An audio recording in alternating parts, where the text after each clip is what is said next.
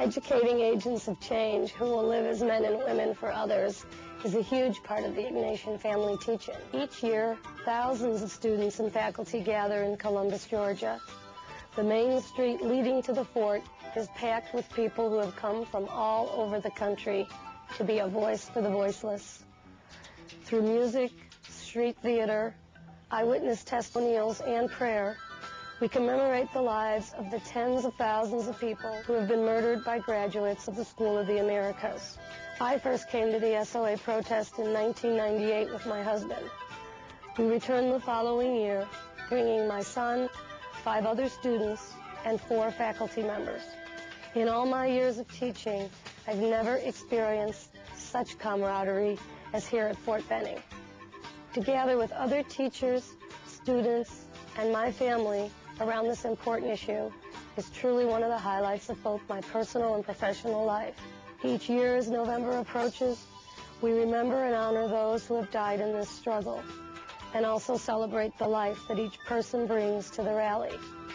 We anticipate the excitement of another year, where we will gather together to talk, to listen, and to pray under the big top of the Ignatian family teaching. The tent really has such a powerful image to it, and now it's been kind of rooted. When they think of the Ignatian family, they think about the tent.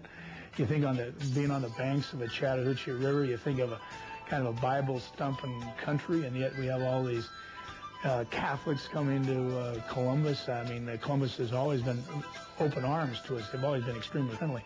You think Chattahoochee tent, the Bible, you think the Ignatian family teaching, you hear all that singing inside that tent, and all that excitement, yet all that commitment to justice. It really is a revival in some sense, at least for me, from my background with the companions and the Jesuit communities.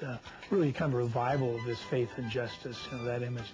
The circumstances that brought them here as well had to do with the Jesuit martyrs of El Salvador and their women companions.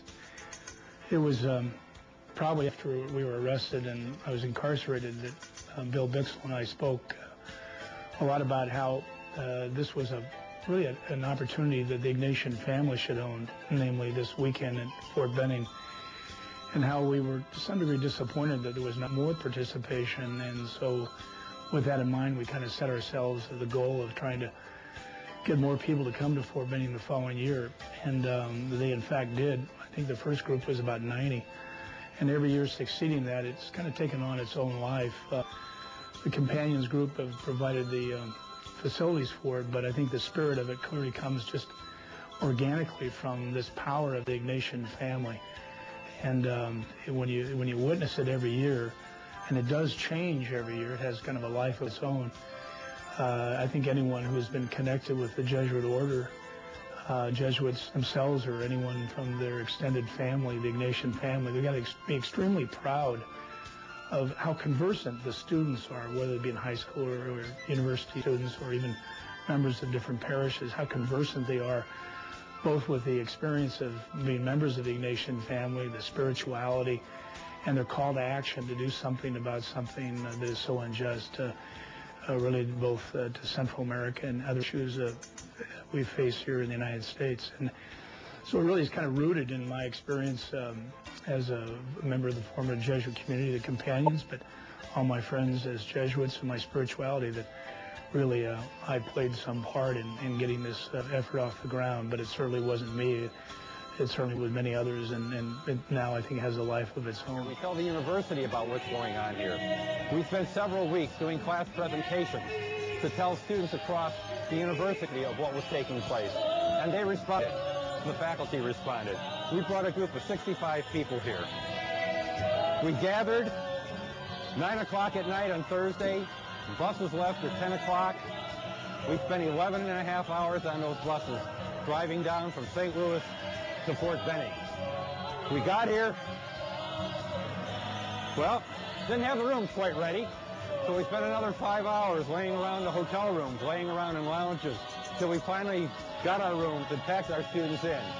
But for everybody here, it's worth it, every minute of it.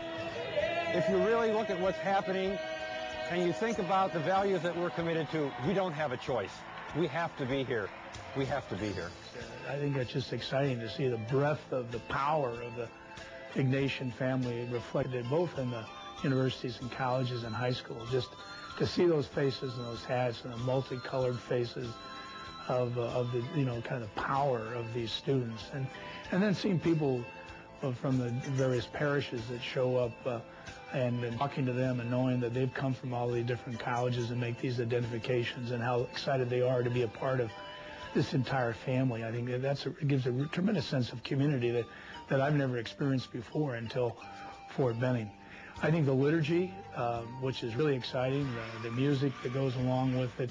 The liturgy, we have over 2,000 people because it isn't just the students and high school and college students, but it's people from the different extended community that come. And then I think listening to that roll call, which is really exciting, to hear all those different colleges and high schools and students and parishes, and many times universities that are not a part of the Ignatian family but also want to be heard, especially at the time of the liturgy, that they're also being present, you know, and standing for justice. That's another thing that captures, you know, one's attention. When the universities and the colleges and the high schools come here, the primary focus is one of education.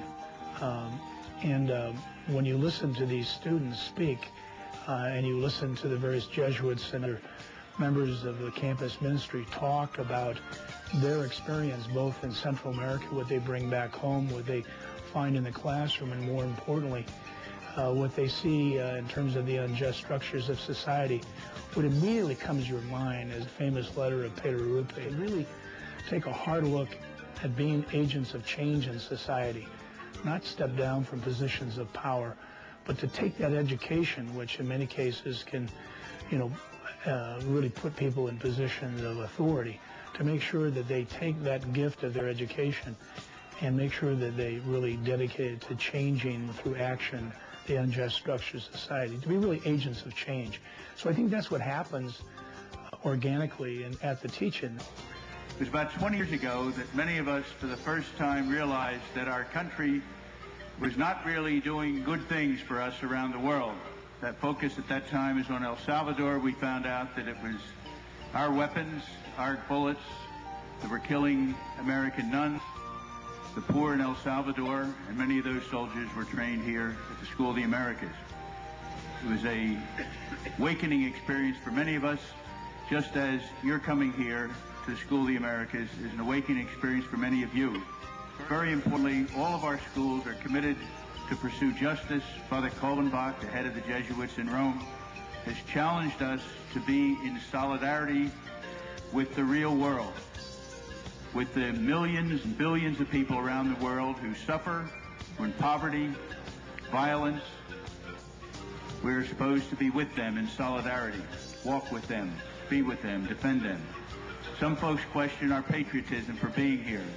It's our country as much as it is the country of the folks who disagree with us for being here.